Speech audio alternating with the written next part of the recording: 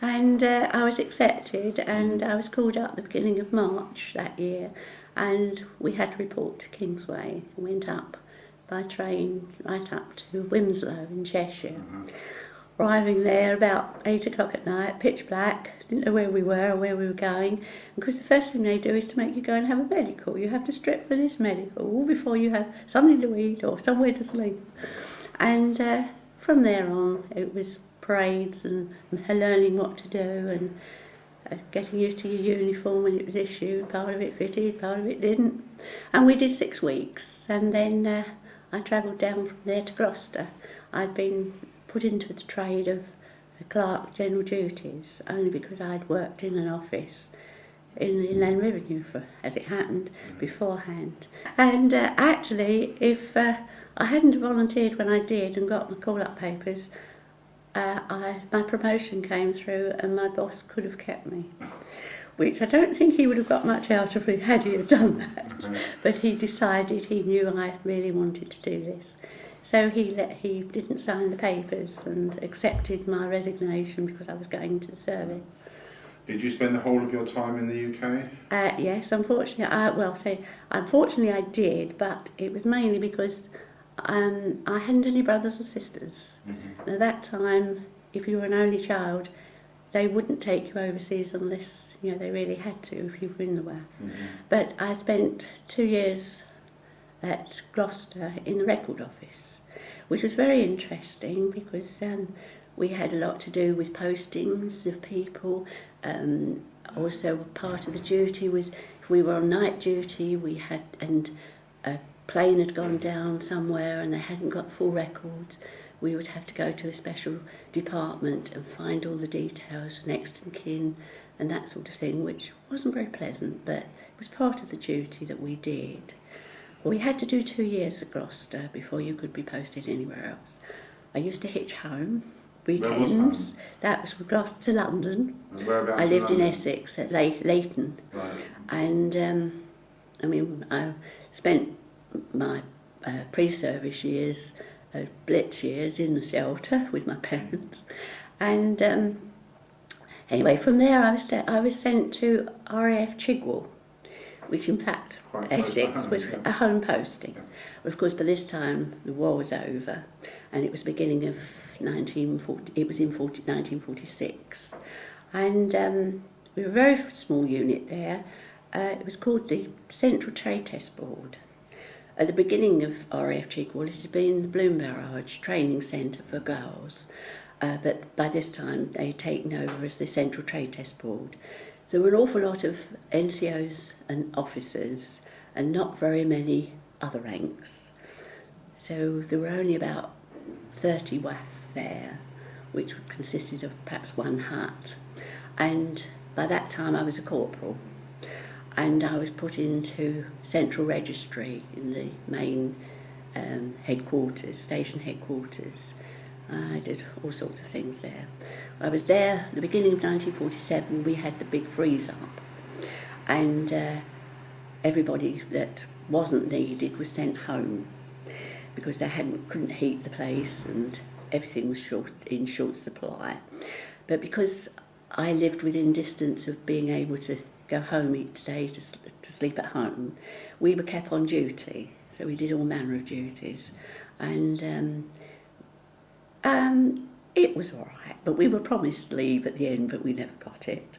And then I was made up to sergeant, and that was fine as far as pay was concerned, but the thing that concerned me was that out of the whole camp, we were a very big sergeant's mess and officer's mess, and I happened to be the only WAF sergeant. So I'm afraid it was rather daunting the first time I walked into the mess, but a lot of the boys, they were really, were ex-aircrew that were stationed there waiting for demob. And because they took pity on me, so I was always with them rather than the regulars. And it was then that I met my husband, as to be. He'd come back from the Middle East, and it was his hometown. And so, of course, we got to know one another. And we married in 1950. And we've been married, 57 years this year. So I was demobbed in August of 1947, and like a fish out of water. I didn't know whether I'd done the right thing in coming out. I had the chance. My commanding officer had said, you know, if I wanted to extend my service career, he was quite happy to recommend that I stayed in. But I thought, well, no, I'll make something for Civvy Street. So I went back didn't go back into Inland Revenue, worked for a company and stayed with them quite a while till they moved out, and we were married and we have one daughter and one granddaughter. Well, my name's Lillian Cousins now. It was Butcher, and from that, obviously, the nickname, I was called Butch. And not so very long ago, I suddenly had a phone call and somebody said, "Is that Butch?" And my mind went back and I said, "Well, you must be somebody that knew me years ago." And it was a girl that I'd been at school with. And she'd managed to trace me right through. But we married, as I say, in 1950, lived in Buckhurst Hill till 1994. And we came down here and we now live at Highcliffe. And we're keen bowlers and, of course, being members of the RF Association. And my husband was an ex-air gunner. And what did he fly? He flew in Lancs, Right. but he, sort of being one of the younger members, he was fully trained, and went to the Middle East, waiting to go out for the big bomber raids that were going to be on Japan. But of course, with the atom bomb, fortunately, it never happened. Yeah. But so he sort of he saw active service, but not as some of the air crew did over Germany and that. But we do go out every year to Holland with the Air Gunners Association, and it's an organisation where we call it the Pilgrimage to Dronten, and it's a special town that was built after the war, but it's very close to the Isselmeer, where a lot of the Allied aircraft was brought down going over to Holland into Germany. And when they drained it, they found a lot of aircraft, and this town took as their memorial the propeller from a Lancaster bomber, and that is their memorial that stands in their square. And their Liberation Day service in May, we go out to help them celebrate. And we're hosted by the townspeople for a week. At one time, we've been going for about 20 odd years now, and with one or two breaks through ill health, and we're hosted by the same people right the way through, and we join in their liberation service, and we go to different places. The Dutch Air Force shall I say, we go for receptions to a different Air Force station. My husband's been up in one of their helicopters, and we're treated very nicely over the years. And this year we hope to go, there'll be about 50 of us. We go out, we fly out all on the same day from different parts of the country, meet up at Schiphol, go by coach up to Dronten. And they're lovely people, and I've got lots of photos of that at home.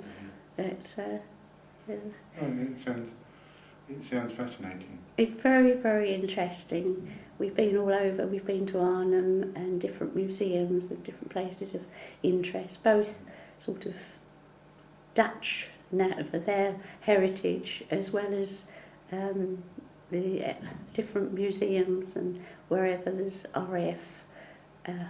One place we go to, there is a very small cemetery with just one crew of a Lancaster bomber, and it's a Commonwealth crew. And we go there every year and place flowers and pay homage and have the last post and the dedication, which is very, very moving.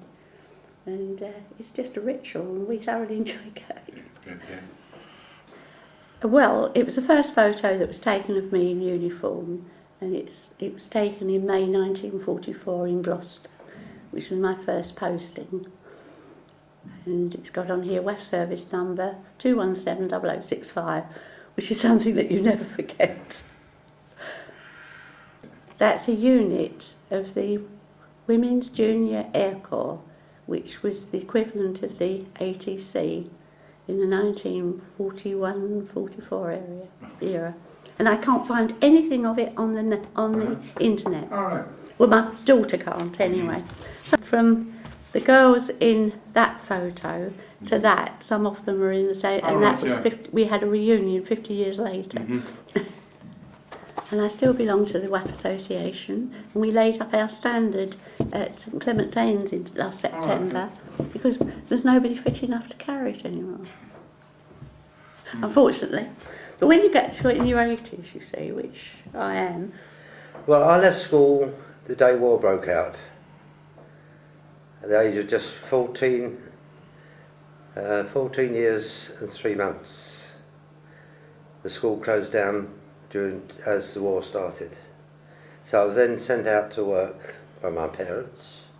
I needn't have done, I could have gone into the business if I wanted to. What was the business? General store in the little village. Where? Which? Buckhurst Hill, I know. in Epping Forest. So I went to London and I got a job in St Martin's le Grand. I was up there for 1 week. The second week I went to work, there was no building. It had been demolished during the big London Blitz. So then they offered me to go up to Nottingham and I said no, my parents didn't want me to go. So I then went to another company. I joined the insurance company in Aldridge, at the law courts. And needless to say, after a few months there, that got bombed out. They then sent me down to Southend. In those days, travelling on the railway, it was nothing for me to leave home at 7:30 in the morning and not arrive at the office till midday, owing to the lines being bombed. My main experience of bombing was we had a bomb dropped on the house next door, and my mother was coming in the front door and a piece of shrapnel went right through her head into the shutters. I was then joined the ATC, which I was in for about 2.5 years. I then decided to volunteer for the Air Force when I was 17 and a half. I went to Kingsway, where I signed on. And they said, oh, you're a bit young at the moment, but we'll call you eventually. But you'll definitely go. But she said there's no vacancies other than air gunners. Was Kingsway the main centre for recruitment? Yes, in London, yes. And so I said, all right, in for a pound, in for a penny. And I joined up there. Then after a few weeks, I had a letter to report to St John's Wood, the London Zoo. Well, I started my training in the Air Force. I was issued with kit, and we was billeted in flats in St John's Wood. Some of those flats were where the big variety artists stay and live these days. And we used to do square bashing and march each mealtime to the London Zoo. And my main recollected memories of that marching to meals, is the number of china cups that were broken because we had china mugs. And they kept saying, swing your arms, swing your arms. Of course, every time swing your arms, crash, bang, one of the cups. They didn't mind, they issued us with fresh ones. And after 6 weeks there, they sent me to Towcester, to radio school. And from radio school I went to Bridlington. And at Bridlington we was learning all about being rescued at sea. And they took us out over the North Sea, this was in February, and dropped us into the North Sea. And we had to climb into a boat, to a raft, an inflatable raft. I had to inflate the raft. And the local mayor saw us doing it. He said, oh, it would be a good idea if you could demonstrate this at a local swimming pool.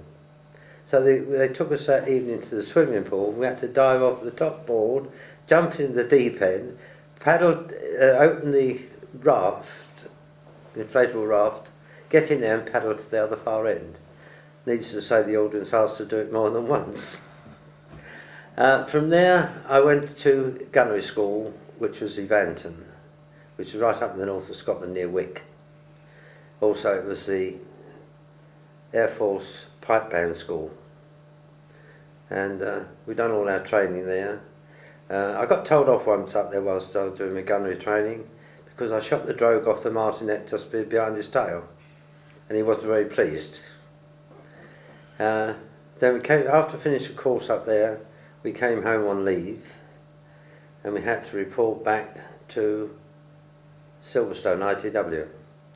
In ITW we was made up to the crew. The pilot had the choice of coming round who he wanted. Fortunately my first skipper was Canadian, and he was very good. And in those days, as there were so many pilots coming back from America, they didn't have enough spaces for pilots, so the pilots had to be reorganised and retrained as an engineer. But it's very helpful sometimes because it's very helpful to the pilot. So you've got 2 pilots on board. Because they never lost their training, they still done, when you used to do circuits and bumps, they still had the opportunity to take over the controls. And from there I went to... When you say circuits and bumps, what's a circuit It keeps and going up and land, run along the runway, up and round. I understand, yeah. At Silverstone we had a rather unfortunate accident there. There was one aircraft taking off and another one was landing, and they crashed. And it was designated the air crew to fly out to find out where they crashed. And unfortunately all the 14 crew were all out of our hut. And so it shook us up rather bad. Then from there we went to Swindon, which was conversion unit. We converted from Wimpers onto Lancasters.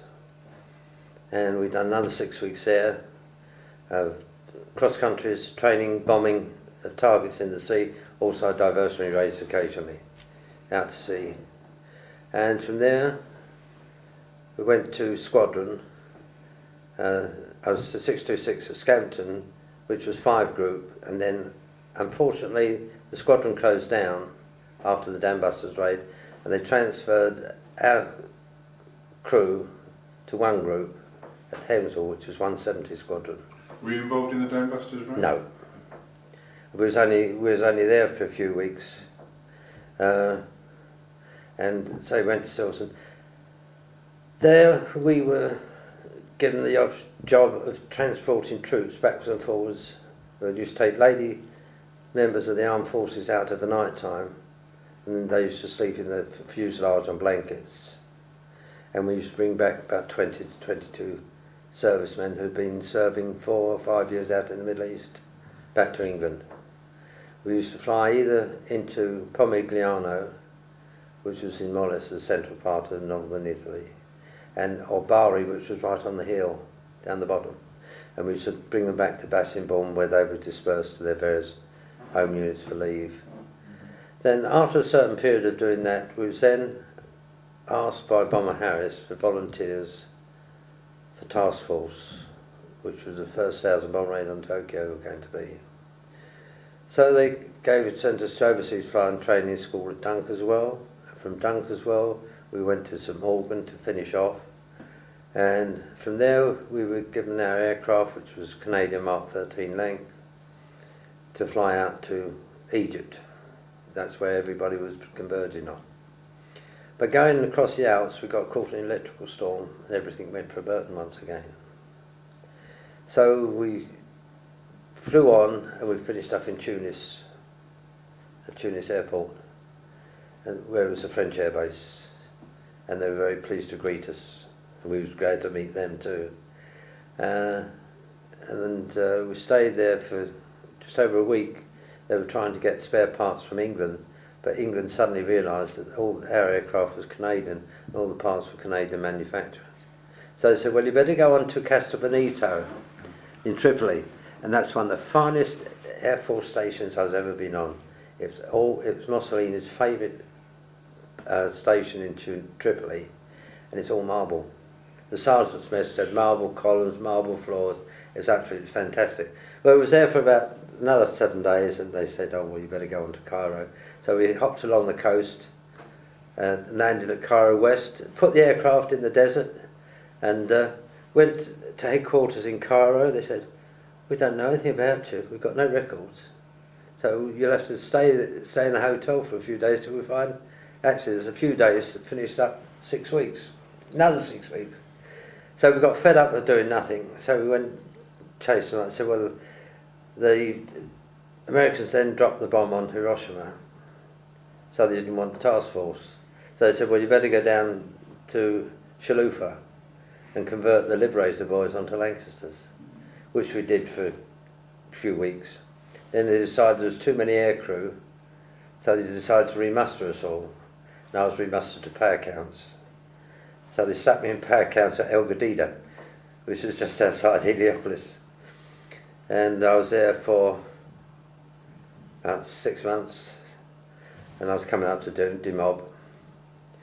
And I came back on what they call Medlock route. We just missed I forget, one of the big ships that was just before the war, and I can't remember its name now.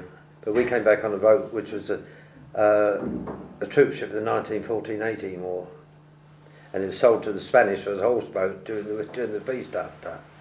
Anyway, we came back through Medlock route, through the Straits of Messina, where we hit a 60-mile-an-hour gale on Christmas Day.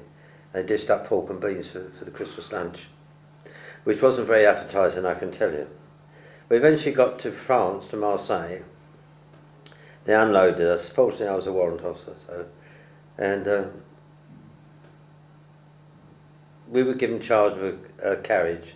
Most of the carriage windows were missing, so every hour or so the train would stop, and there's one carriage which was sort of a buffet car where they mixed up tea. They put either rum or brandy in it, so to give everybody, keep them warm, because there was no heating on the train and no window. It was so cold there that the French were dynamiting the canals to get the barges through.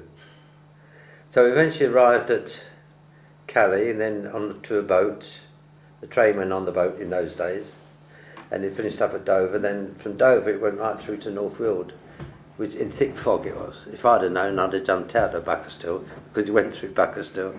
And we landed at Epping at midnight, and we marched through Epping. We think we woke Epping up when we marched through from Epping to North Weald. And then they paraded us the next morning. They asked where everybody lived, and they said, "Where do you live?" I said, "Buckerstill." I said, "Well, you might as well go home each day." He said, "Oh, come back in 2 or 3 days, we might have a posting for you."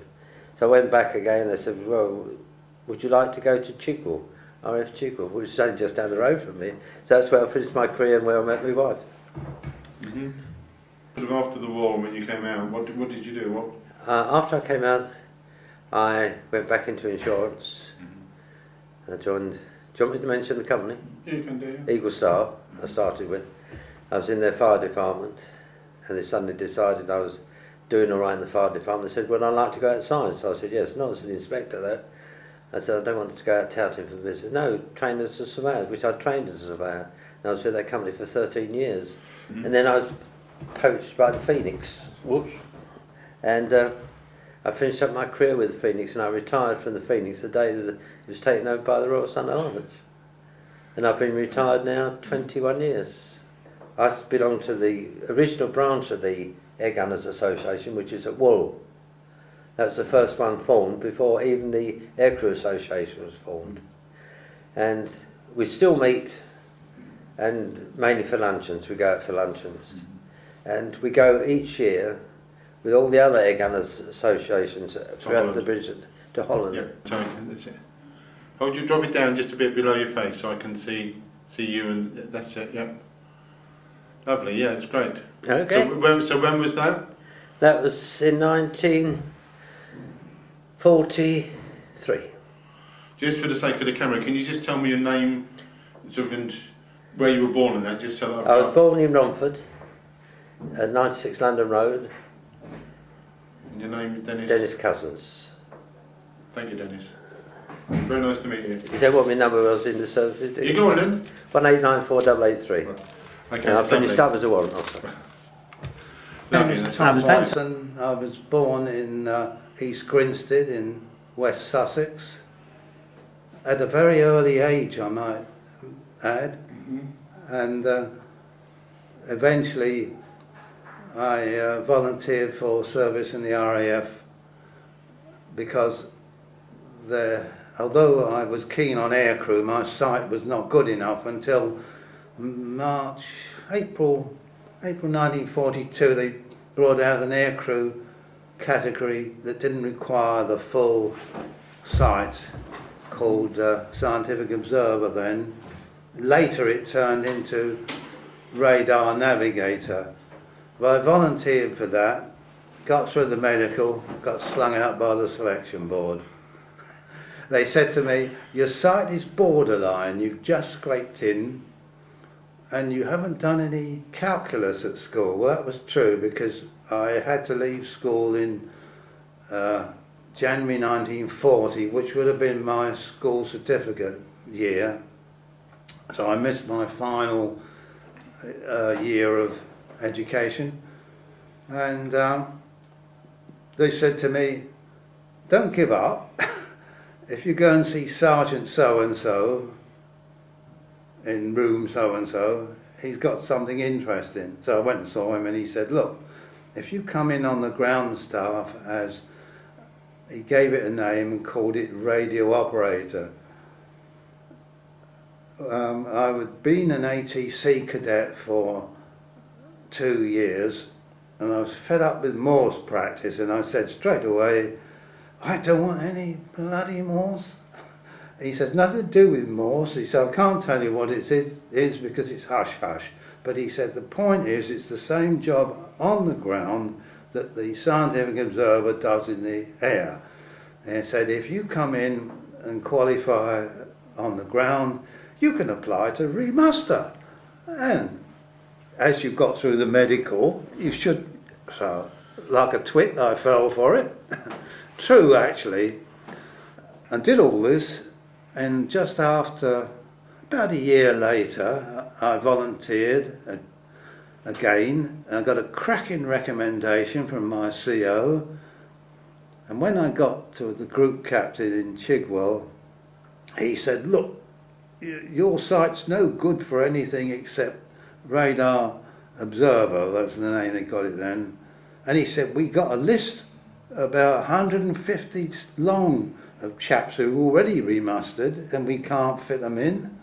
He says, no point in adding you on the list. He says, you'd never get there. So that was that.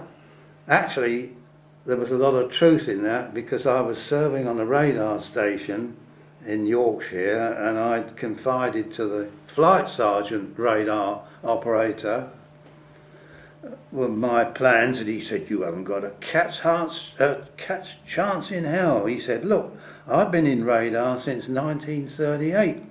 He said, I'm a flight sergeant. He said, I volunteered a year ago and they haven't bloody sent for me yet. And he was still there when I left, so it was just one of those things. So I stayed on the ground, but I enjoyed the comradeship, and just after the war, I was in hospital and I saw in a copy of Airmail that my CO had written a book about our unit, and it was one of the only ones that dealt exclusively with radar. There's plenty about flying, of course, and he himself was ex-fighter pilot, Battle of Britain, Spitfires from 54 Squadron.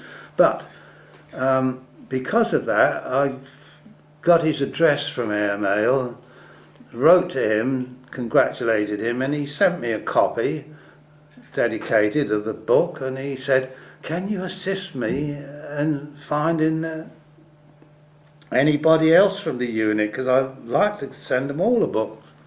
So I went on the Radio Devon then, I lived in Exeter, and appealed. I got plenty of inquiries, but none from our unit. But gradually somebody somewhere got to hear of it, and I got a phone call from one of my old colleagues, and he knew of about 5 or 6 others, and from there on we managed to get about 22. I put him in touch with the CO, Squadron Leader Kemp, and he sent them all a book. And then came the great day when they brought in the radar reunion in 1991, and I was going to meet him there, and 3 weeks before his wife phoned up and said, "I'm sorry, he just fell off the sofa dead." Was that? No, you're talking about the sounds. That was just saying, yeah. Yeah, there's one of those still standing. Yeah. Well, that was the pre-war idea. In the First World War, they had sort of things like gramophone horns in 3, and there's an array, and they moved them up and down the road, and they could apparently hear aircraft about 6 miles away. Well, when they flew at something like 80 miles an hour, that may have given them enough time. But the position was that they needed something to pick them up about 100 miles away when we were flying 250 miles an hour in order to give the defence time to react. And you know the story behind radar, do you? A bit, yeah. They sent for Watson Watt, who was head of the metaphysics laboratory at Slough, and said, "Look, what's all this about death rays? Would it be possible to generate a death ray that could bring German aircraft down or stop the engines in flight?" And he gave the job to his second in command, called Wilkins, who did calculations, and said, "No, you need to produce a power of about 60 watts to have an effect at about 10 yards. So, but Watson Watt had been doing measurements of the Kennelly Heaviside layer, you know, the reflective layers that electromagnetic that surround the Earth, about 60. There's another one, I can't think of the name of it, 60 miles up. The radio people, even pre-war, the Yanks were bouncing shortwave signals over to the UK, and if you built a shortwave set at night, and I was one of these, you could pick up the Yanks. When I was at school, we made early radio sets. Cat's whiskers? Well, that was how you started. It was a knob of sugar and a cat's whisker and earphones and everything dead quiet. No, you could pick up a station that was within perhaps 10 miles. But anyway, went on to electrical sets then, and we used 120 volt high tension batteries, all made up of little 1.5 cells of bloody things, and a 6 volt accumulator, which is rather like a smaller car battery, for the low tension to heat the valves up. You had one of those, and this bloody HT120, which is quite a big thing, bigger than the radio itself in many cases. And earphones, and if you had enough power, you could have 2 earphones, so you could have a mate listening in as well. And that's how we went. And this is why I was always interested in radio, although I never actually went into it physically, except in the RAF. I was in the post office telephones, actually, so that was akin to... Where were you in post office? Where? Yeah. In London. Whereabouts? Well, I was at Shepherd's Bush Exchange, UX GPO. I was GPO. That was the first job I had from school. No, I wasn't there for very long. I was there for about 2 years. Shape. Why youth 2 years course? Did you go on that? No, I was a trainee technician apprentice. Oh, well, but when I went in, it was called Y2YZ, youth 2 years course. I went to Shepherd's Bush Exchange, which looked after Chiswick, Holland Park, and Bayswater as well. But first of all, I started in the installation office, you know, and I had a big shock there because coming from what was a grammar school, mix it in with real working class, and I can real remember I went to the loo shortly after arriving. We had to book in at 8 o'clock, you know, clock in. I went to the loo, and to my surprise, there were about 5 or 6 blokes there washing and shaving and all this. So I remarked on it, and one of them said to me, "Listen here, boy." He said, "Never shit, shower or shave in your own time. Do it in the firm's time." Yeah, so this is how it went on. And after a while, they put me on outside work. It was 1940, and the threat of German raids. Loads of people had gone out of and left London, evacuated themselves, and their phones had to be collected. Well, they're generally the old HMT type, you know, the so-called candlestick thing. And there was such a backlog. By the time we got to them, some of them, I can remember one that had fallen over, and a mouse had its nest in the mouthpiece of the HMT. You know, you had a separate earpiece on a cord, right? Now, after about 3 or 4 months, we broke the back of that and collected. And they said to me, we're going to put you with a skilled workman 1. When you passed out, you were either SW3s, 2s or 1s, going up in pay each time. Skilled workman 1, and he'd been given a job of wiring up the communication, inter-office communication switchboards for the London Western Telecommunication region. And I was his boy. That was what it boiled down to. But he did teach me a bit, you know, about soldering, and the worst job of the lot, in my opinion, was making up the harnesses. You know, the colour coding, you've learnt all that. You see. And had to cut it to the right length and so on, and then the harnesses had to be dipped in beeswax. As soon as they were dripped enough and were cool enough to handle, you had to bind them about every 3 inches, and then you'd shape them to fit inside the switchboards and what have you. What I didn't like about it was that all the bloody wasps in creation came in through the windows when you were heating up this beeswax. You were fighting off bloody, because you know they just settle anywhere, and you could put your hand, oh Christ, or even worse, down your neck. I hated that part of it. After a while, the inspector at Shepherd's Bush said to me, "Right," he said, "you've been here 6 months." He said, "It's time you went back to school."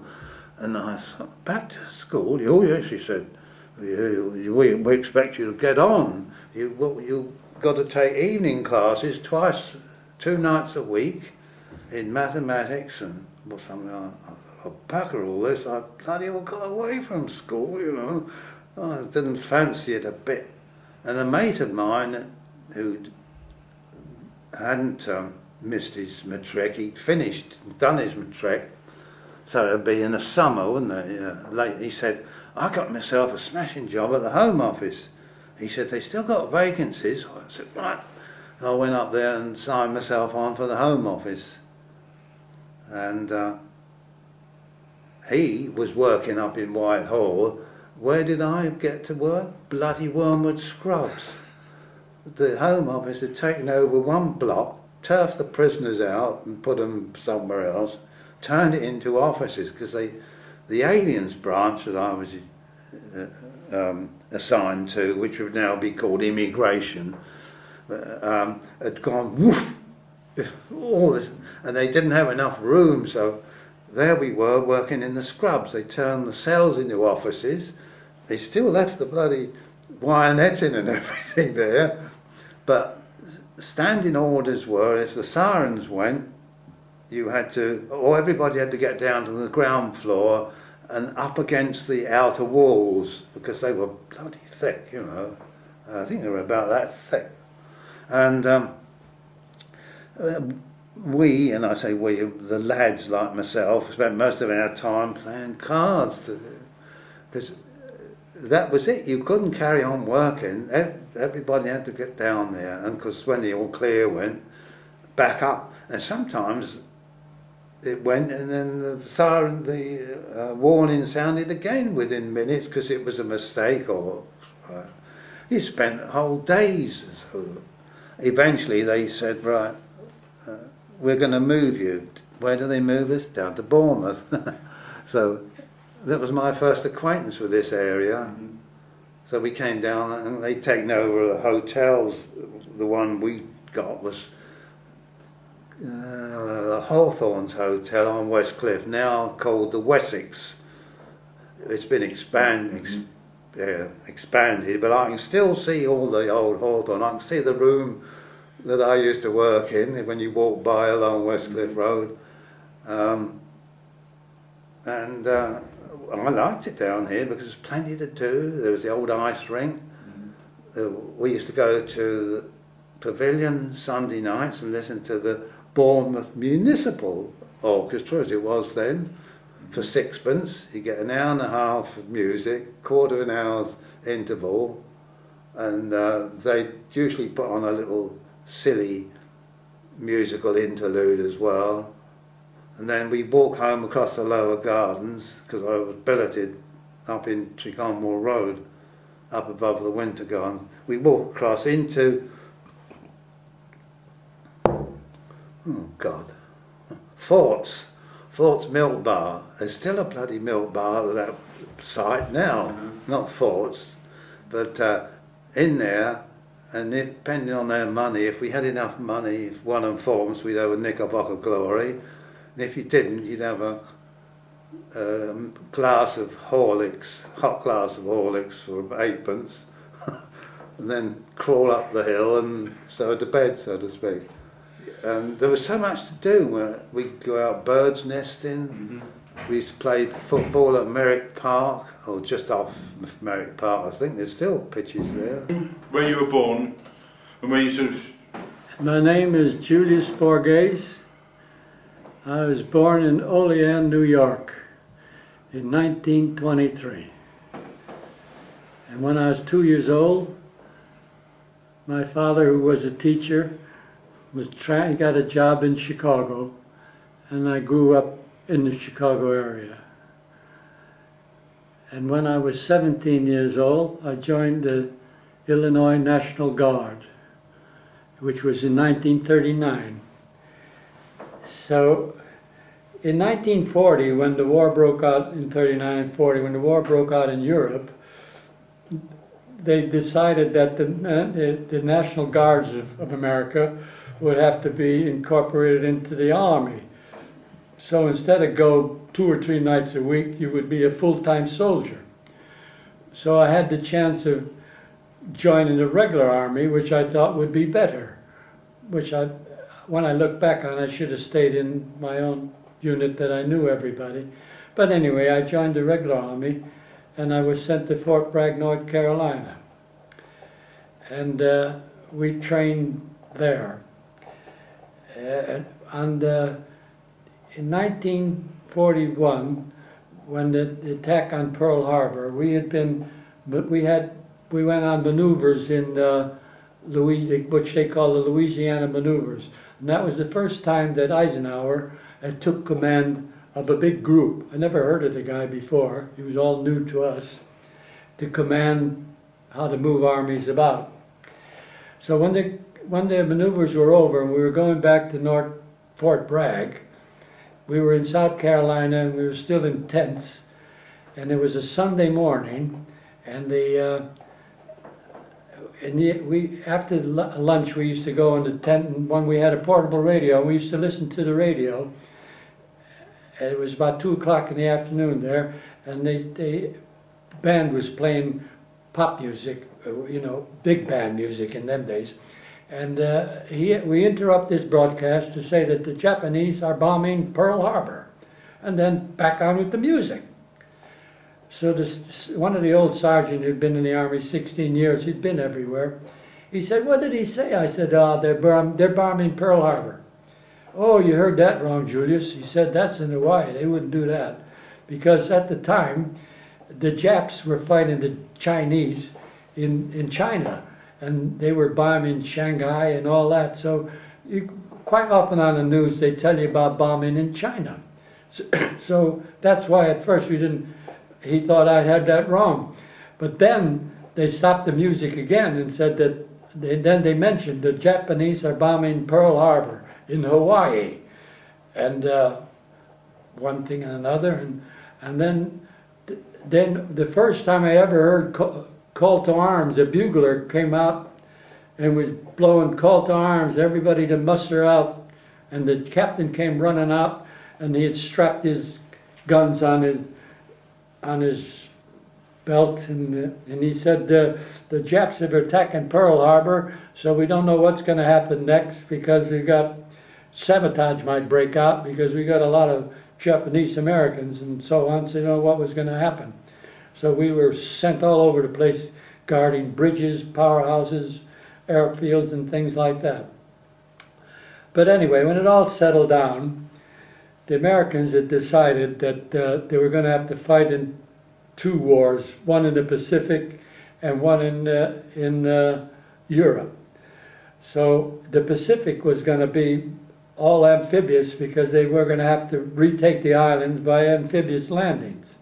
So all the amphibious troops that the Americans had were Marines. So they decided that they were going to train 3 divisions as Marines, as amphibious soldiers, to come to Europe for the invasion, which we thought. A lot of people don't know this, but no U.S. Marines fought in Europe in World War II. They all fought in, there might have been some on a ship, but none on the ground.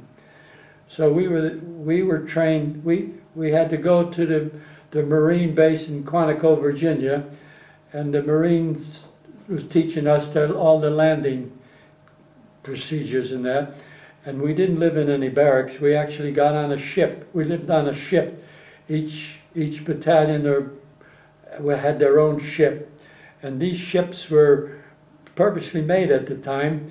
They had the first wave of boats would come over on a lift and lower in the water, and the second lot would have to climb down nets and get into their boat. Well, we practiced about 3 or 4 months up and down the Chesapeake Bay, which is quite big. And one day the ship went out the bay, and the rumor was that we were going to make a landing on the Virginia coast, on the Virginia beach, which we thought that would be nice. We'd see some civilians instead of all the little islands we were practicing on. Excuse me. So then they kept going, and then they started getting cruisers, aircraft carriers, destroyers, battleships, and in the end, I think there was 400 ships in this convoy. And after we were at sea about a week, they said that we were going to invade North Africa. And we were going to move up from North Africa. We were going to move up to meet the Germans in Tunisia. And the first thing when we were going to land, they said that they had a recording made by President Roosevelt saying that, "Do not attack the troops. We're not come to invade you. We've come as your allies, and we're going to fight the Germans. You know, we haven't come to invade you really. So don't fire." But actually, these troops were led by Vichy officers, and where we fought, they were mostly French Foreign Legion, and we fought for 3 days, and they kept it up. But when we landed, we had orders not to load our guns, so we landed on the beach, and they started firing at us.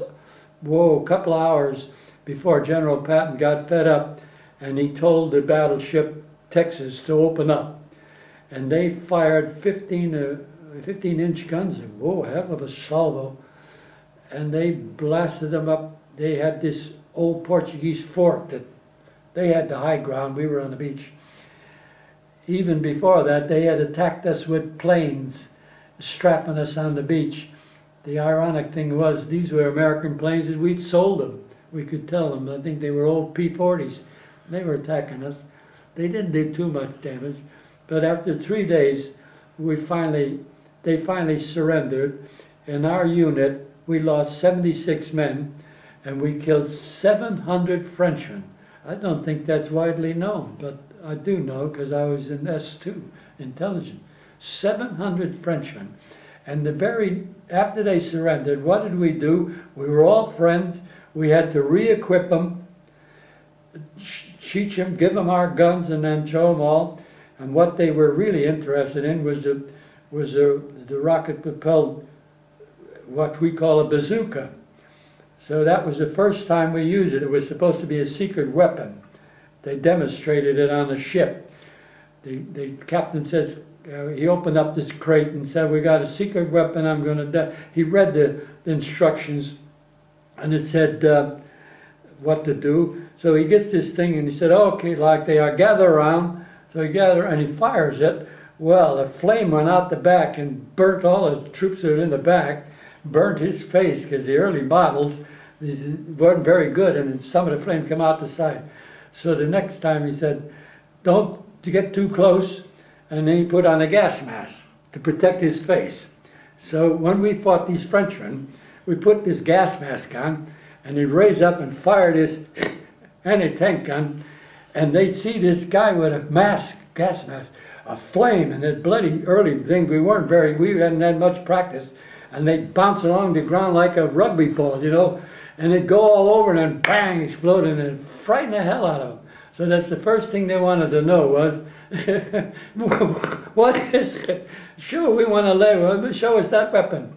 But anyway, they piled us into French trains, which they call 40 and 8 men and 40 horses, but it was all men, and they transported us all the way. Took a day or two to we got to Tunisia, Gefsa in Tunisia, and we reassembled and got all our equipment, and we met the Germans for the first time at a place called Kasserine Pass. And believe me, they beat the hell out of us to begin with, because we were pretty green, really. They were expert troops in Africa Corps. But after the couple of weeks, we got the idea, and we got the better of them. And we kept fighting until we advanced, until we was American Second Corps attached to what was then the British First Army, and we met up with the Eighth Army at the place in Libya, Sfax, I think it was. And then the Germans had a routine, and we had to pull back, and we had them all bottled up in the peninsula at Tunis. And our objective was Bizerti, and the Eighth Army took Tunis, and we took Bizerti. And then the Germans finally surrendered. And that was the first time we got, 100,000 Germans surrendered. So then we thought we'd get a rest for a while, but being General Patton, you didn't get much rest with old blood and guts. We were going to go, they just came out on parade ground, we're going to invade Sicily. So I thought, oh, bloody hell. So off, in a couple of weeks, off we went, and we invaded Sicily. I'm talking about my unit, which was the 9th Division, 2nd Battalion, 60th Infantry. So we invaded Sicily, and that campaign wasn't too bad. We didn't meet much opposition. We didn't get much opposition landing in that. And then our unit, we went up the middle, somewhat along the coast. The British were down the south coast, and the Americans on the north coast. And our unit, we went up down the middle to Randazzo, heading towards the Vesuvius, Mount Etna, that was it. And by the time we cleared out all the Germans, they had crossed the channel, and we thought we'd been in a lot of action, we'd get some rest. And General Patton, he was famous for his speeches. Yeah, I heard rumors that you guys think you're going back to the States to get a rest. "You're not getting back to the States," he said, "until we get to Berlin. And by the time we get to Berlin, half of you will be dead, so I wouldn't worry about it." That's the kind of morale boosting speech. He was some character, I'll tell you.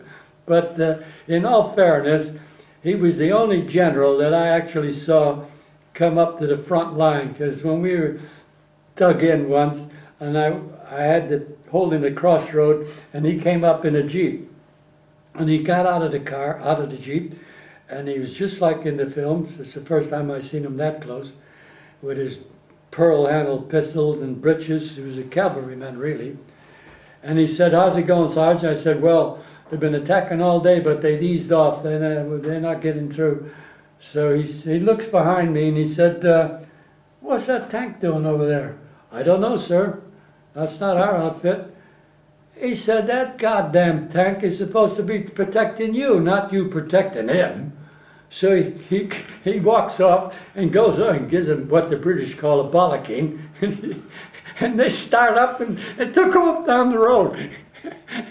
So, although he was blood and guts, and he was, I suppose, in a way, ironic that he got killed in a road accident. So then we were pulled out. We were fighting in Italy. Would you believe it? We were amphibious. We had amphibious jeeps, amphibious trucks, what you call ducks, in the bloody mountains. And they finally dawned on them, what the hell is this amphibious doing in the mountain? So they pulled us out to come to England. And when we got to England, well, we thought, this is great, lovely green fields. You could read the signs. People spoke English. The girls are lovely, and they could actually have beer. You know, you could get plenty of wine in Africa and Italy, but no beer. And we could get beer, and we thought, boy, this is wonderful. So our unit, we did rest. We didn't have to train to make any more landings, because we'd done hundreds of them. But you read about this Clapham Sands disaster, where them 4th Division got caught in the channel one night by practicing maneuvers, which we didn't have to do any of that, because we were overtrained, actually. We really needed the rest. So before D-Day, they moved us into the Southampton Common. And we moved in, it was like a prisoner of war camp. We moved in, once you got in, there was barbed wire all around. They said anybody that gets caught leaving the camp will be shot. So, well, we knew the score, because they had to tell us.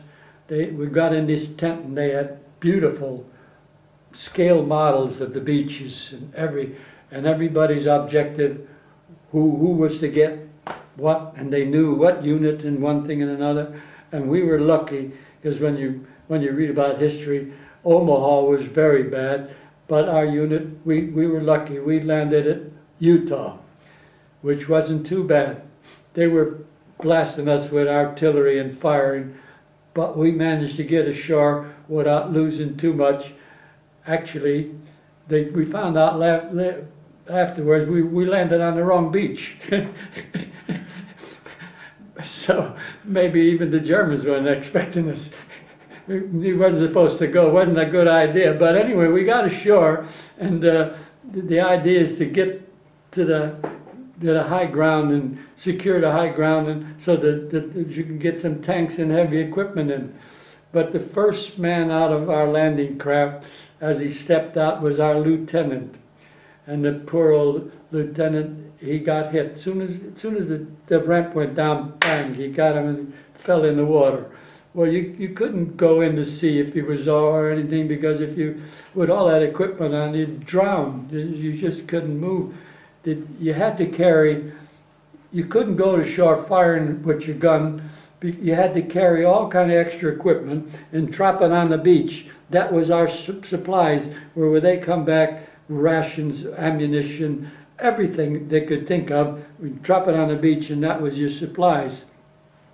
And then take your rifle and get on. And our objective was the Saint-Mère Anglaise, to relieve the 101st Airborne that had taken the town, I think, and we just going in to relieve them. and that went off pretty good. And then anyways, we moved up hedgerow to hedgerow up the channel, and one night we were supposed to move up to another position, and it was so dark. Well, it was always dark. It was so dark, and the half track we were in, just our unit just kept going and going. And when daylight came, blow me, we looked up and we could see the water again. We had got on the other side, right through the German lines. I probably thought we were Germans moving in the night, and we got on the other side and we could see. We radioed back. We could see the channel again, and he said, "Well, you better dig in. You're on the other side of the Normandy, this peninsula." So we dug in, and it was a beautiful position. We had the high ground, and the Germans had only one road coming out of Cherbourg. And we were setting up there. We got all our guns ready, and as they were coming, it was just like target practice. They weren't firing back. They were trying to escape. And we blasted them all day long until the road was so jammed with broken vehicles and tanks and dead bodies that they stopped. They couldn't get through. And they were, some of them on foot were trying to, they wouldn't come up towards us. They were going into water to try to get around to get out, and the infantry was picking them up in the water. And so that was our best day. And then after they stopped, then we moved up and we took Cherbourg.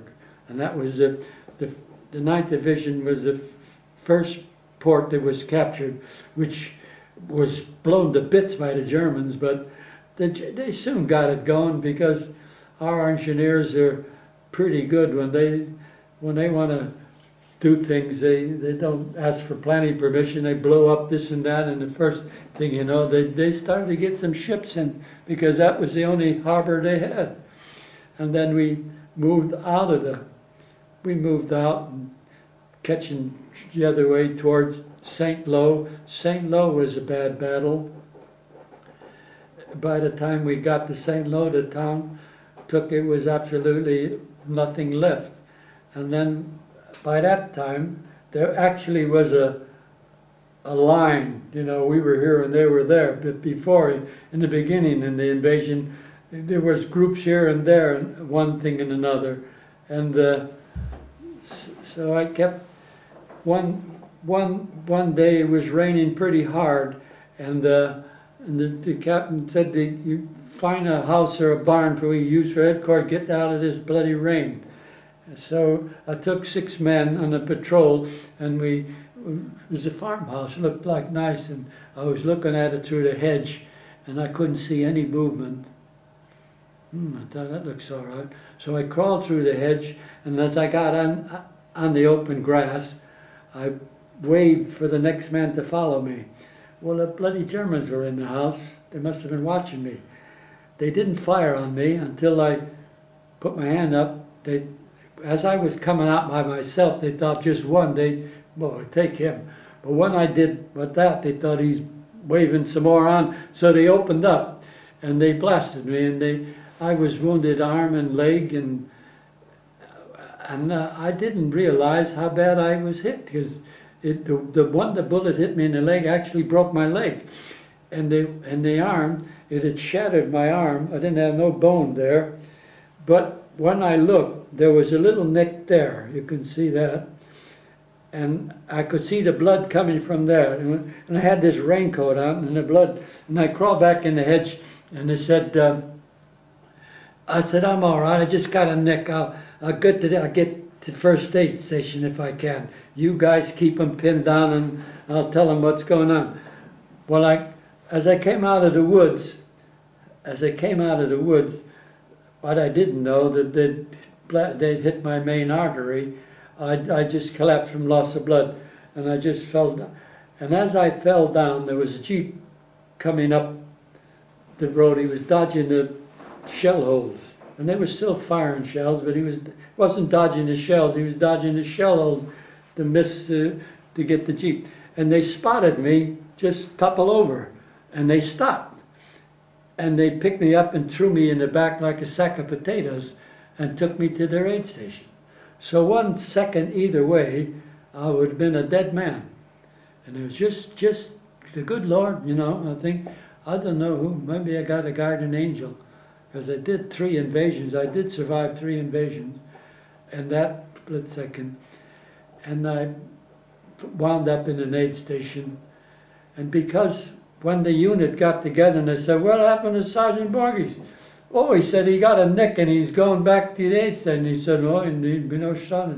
So the first thing they posted was missing in action. And my poor mother got a telegram, your son's missing in action, for a few days. And then after a while, when they figured everything sorted out, I was flown back to England in a hospital in Taunton.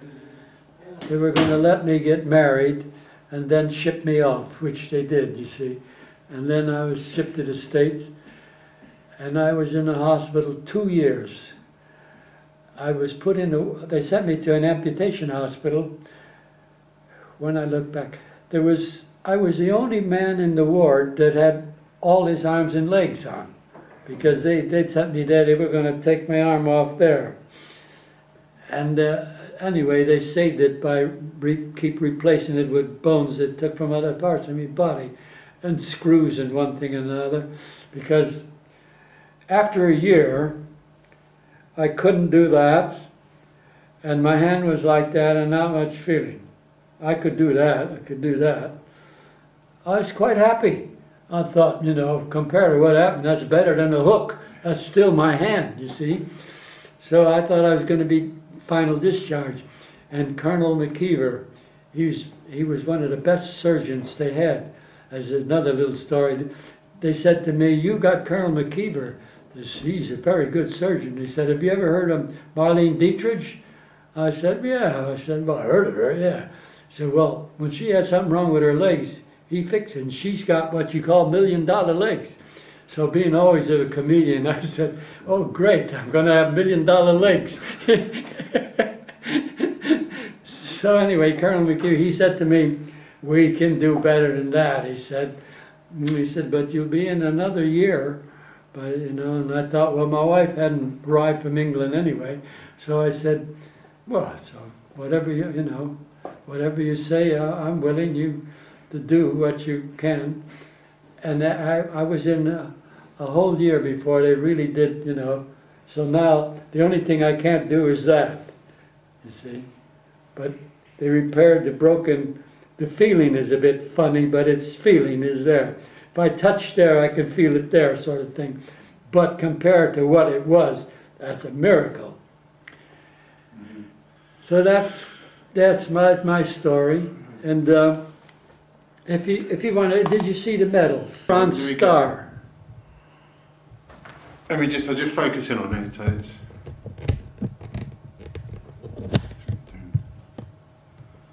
that's the Bronze Star, yeah? I got that for knocking out a tank with a bazooka. Uh-huh. Mind you, the tank knocked out my gun first. And I had to crawl in the hedge and sneak over to the half-track and get the bazooka, and I got the son of a bitch on the side because he'd already killed the 2 gunners on our 6-pounder because we were facing the wrong way. He come from behind us. So that's what I got that one for. Right. And the other one, if you can hold that in the same place.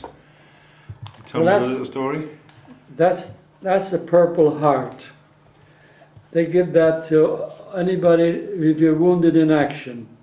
And I got the Purple Heart with an oak leaf cluster, which the British say bar. So I got 2 actually.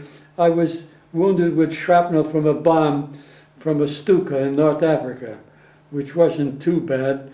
It was what they call walking wounded. They just patched me up with all these bits of shrapnel in me, but I was all right. That was the first part. But the second one is one I got, which I described earlier, when I was hit coming through the hedge. Mm-hmm. Thank you very much. That's quite. Officers were 30-day wonders. Well, that tank wouldn't have got us if we had our old officer, because we heard the tank coming. And we could hear him from the side, and we thought we better turn the gun around. But he was 3-month wonder. He thought he knew it all. He figured it was our own tank, but not necessarily coming out to sea. we would have taken the gun and turned it around. But he didn't. So after that, we were dug in one day, and he comes up, this is just a few days later, and he said, we were dug in, and he said, now anything, we had what the British call a 6-pounder, anything that comes down that road, I want you to blast them. Right. So we were waiting, it was quiet, and suddenly 2 Germans came on a bicycle, one on the handlebar, second. So I looked at the gunner, and he looked at me, and he said, shoot anything that comes down the road. So wham, we shot, we hit this guy with a 6-pounder. Bicycle, a hell of a crash. And the captain, the lieutenant come running out, he said, what'd you get, what'd you get? two Germans on a bicycle, sir. We were being cheeky, really, because we weren't friends with them. 2 Germans on a bicycle, and you fired with a 6-pounder? You could have captured them. You said shoot anything that comes down the road, sir. So we got our own back. But when I look back now, I feel sorry for the 2 Germans, you know? That's the trouble with war. They brutalize you. You wouldn't normally do a thing like that. That's from the, you know, he got us worked up. Dreadful, isn't it? I joined at the age of 18, 1940. So we just start off with your name, where you were born, when you were born. All right. Full name or just? Full name, yeah. Well, Harold Charles Leng, L-E-N-G, which isn't Chinese, Yorkshire. And I was born in Dawlish, Devon. Went into the civil service at 18. Was allowed to join up in the Air Force. Went to pilot training in July 1941. Trained 2 months initial training at Torquay. That's ground training. Then off to Canada and America by boat. Trained to wing standard, got our wings in the Army Air Corps because America wasn't in the war at that stage.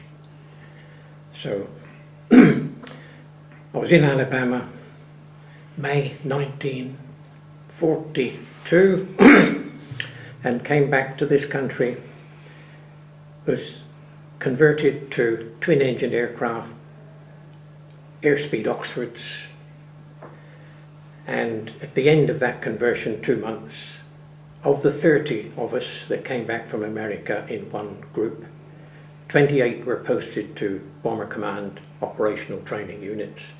2 of us were posted to Flying Instructors School in Scotland, which was a bit of luck for me because of the 28 that were posted to Bomber Command, only 4 saw the war out. Because somebody in America kept track of all the names, and we kept track of the names back in this country after the war, and only 4 survived. Anyhow, I went off to a flying instructor school in Scotland, and having become a qualified flying instructor, such as it was, I started instructing down in Gloucestershire, South Cerney, Long Newton. And after 5 or 6 months of ordinary instructing at converting people who had trained on single-engine aircraft in South Africa, Australia, Canada, whatever, converting them to twin-engine aircraft, Oxfords. They then decided that they wanted a beam approach instructor down at Lulsgate Bottom, which is now Bristol Airport. So I spent 6 months chasing up and down the beam, the Lorenz beam. I don't know if you know what that is. You have a transmitter at the end of the runway, and it transmits dots on one side and dashes on the other, and where they overlap is a solid note which you hear in your ears, and if you fly down the solid note, you line up with the runway. It's a soul-destroying job. I was commissioned then in February 44. as usual, when you're commissioned, you're not allowed to stay there and have people call you by your first names when you're a sergeant. So I was posted to Cranage, up in Cheshire, another beam approach flight. Decided that in August 1944, I was going to see the war out, because the Germans had been pushed out of France and it looked as if the war might be over by Christmas, so I got married. But somebody in the Air Ministry must have looked at my marriage application and decided that it's time I did something better than that. So I got a telegram on my honeymoon in Cornwall saying, report back immediately, you're posted onto operation. Where were you in Cornwall for the honeymoon? Tintagel, Trebarwith Strand. Mm-hmm. Which didn't please me at all, it pleased the wife even less. And from there I went to an operational training unit at Lichfield. Not very convenient because I was an odd bod. All the others had formed up into crews in the old time-honoured way. They put them all in a hangar when they finished their courses and said, right, sort yourselves out into sevens. I was an odd bod in the middle of a course, so all I collected was people who'd been ill, who'd been back-squadded, people who hadn't made the grade, people whose pilots had gone ill. So I'd got a mixed bag, 3 Canadians, 2 Australians, and myself and 1 other Englishman. That was on Wellingtons. From there we went to a heavy conversion unit at Lindholm and Sandtoft to fly Lancasters. And then Christmas 1944, posted on to 166 Squadron. That was at Kermington, which is now South Humberside Airport, about 12 miles inland from Grimsby. And I saw the war out there. The war by then was very much in our favour. We weren't losing a lot of aircraft. So I didn't have much in the way of trouble with operations. We've towards the end of the war, the last couple of weeks, we were flying food to Holland, Operation Manna, that was, flying up the Dutch rivers at 100 feet with the Germans standing at their aircraft, anti-aircraft guns. We were our fingers crossed, hoping that nobody had got hot-headed down there, dropping sacks of food, flour, meat, whatever, into the Dutch sports grounds along the Scheldt. Then the war finished and we had a job of bringing back prisoners of war from Brussels. All the German prisoners of war had marched through Germany and they were congregating them around Brussels, and then we were flying Lancasters from Lincolnshire to Brussels, picking up 20 prisoners of war. They'd been kitted out with uniforms and fed, brought them back to this country. When we'd finished bringing them back, then we started a shuttle service going to and from Lincolnshire down to Naples, Pompigliano, picking up the Japanese prisoners of war who'd been shipped across to Italy. And we were then doing 6-hour trips with 15 ex-prisoners of war just sitting along the backs of the Lancasters, no seats, one Elsan toilet. Fingers crossed that no more than one person was to go at any one time. After that, the RAF had got a lot of aeroplanes and a lot of staff and nothing to do with them. So the first idea was that, they were going to send Bomber Command out to the Far East to deal with the Japanese, which was of course hopeless because the Lancasters weren't fitted with tropical screens or anything else. And before they got very far, the atom bomb finished the Japanese war. They then started posting the air crew everywhere. I never knew where most of them went. They probably went into odd jobs all around the country. And in my case, they were interviewing people to find out what they could do with them to make some sort of use. And they found out that I'd been a qualified flying instructor. Oh, we've got just the job for you. There's a combined BOAC and RAF station up at Ossington, in Nottinghamshire. And they've got a beam approach unit and a transport unit. And the flight lieutenant in charge is due to be demobbed in about a month. The idea is that you'd have 6 Oxfords, 2 Dakotas, and the Oxfords would be used for taking the ex-bomber pilots and retraining them to BOAC, in my case, teaching them the beam all over again, which nobody ever used once they were told it. And the 2 Dakotas, the idea was that we had to ferry the ex-RAF navigators from Bomber Command, and the BOAC navigators with their dark blue uniforms would be teaching them how to do civil navigation, if there was any different. So I did that from about November 45, when the squadron disbanded. Another pilot and myself had flown all the Lancasters down to St Athens. Every day we'd take 2 Lancasters, fly down to St Athens, leave one and come back in the other one. And we eventually got rid of 30 Lancasters. And the squadron disbanded. Where is St Athens? South Wales. Oh, South Wales. And I was then up in Ossington doing this liaison with BOAC until June 1946. In exactly 5 years to the day, I came out of the Air Force. Back into the civil service, driving a desk ever since. So that was my 5 years experience. Was there anything, so you were mainly in the UK then? What overseas experience did you get, or did? Well, overseas in Canada and America, but that's not in a war zone. No, yeah. There was a sort of private war going on between the American Army Air Corps and our cadets, because we've got rather different outlooks on life. The Canadians are very hospitable. The only other overseas was these sort of ferry trips we were doing every week down to Naples, and with a bit of luck we'd get 3 or 4 days rest in Naples, because it was about a 6 or 7 hour flight to get down there. But I didn't do any flying in a war zone.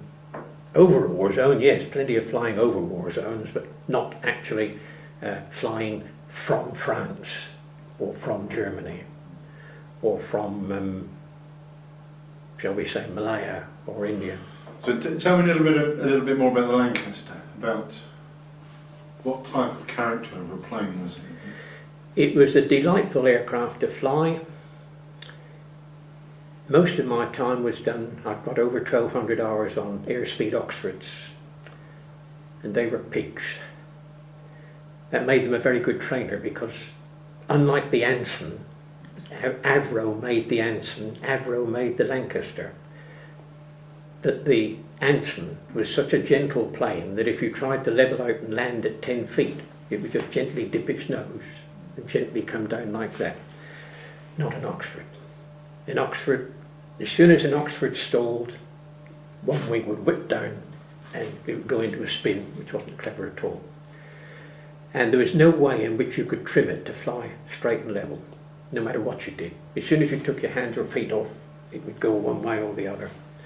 Now the Lancaster was built by Avro, the same as built the Anson.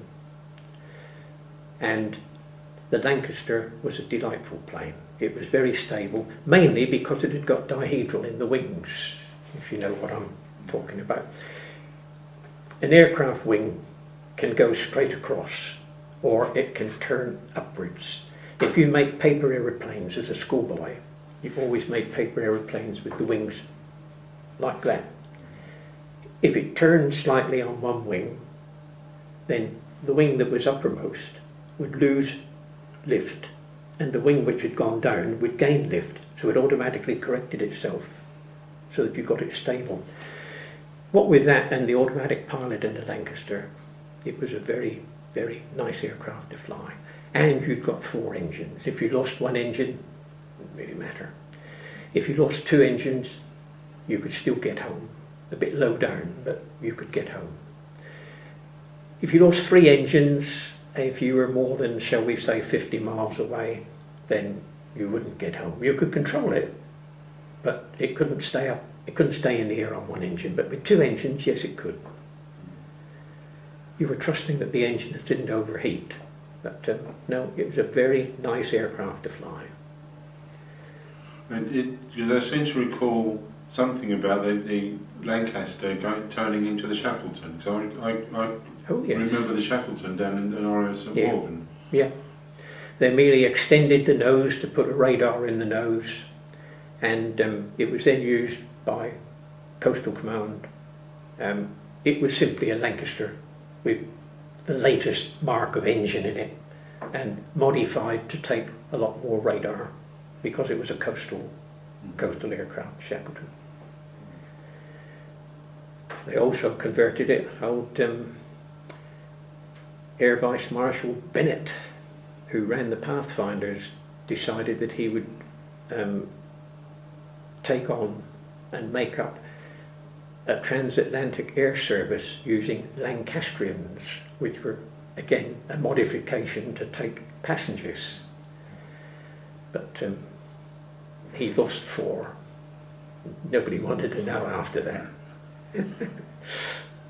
So no, Lancaster was very good. Dakota was an easy aircraft to fly, but once you'd flown with 4 engines, you're never terribly happy with back to 2 engines. When I see these aircraft taking off from Herne with 2 jet engines, and they get to the end of the runway and they go off at about 45 degrees, it makes my teeth stand on edge. Because, well, if one of those engines cut out, what the hell do you do then? Because with a piston engine aircraft, if one engine cuts out on takeoff, all you can do is shut the other one down and land straight ahead and make the best of it. Whereas I suppose these jet engines have got so much power that they can in fact continue to climb up and go round on one engine. But I don't like watching them.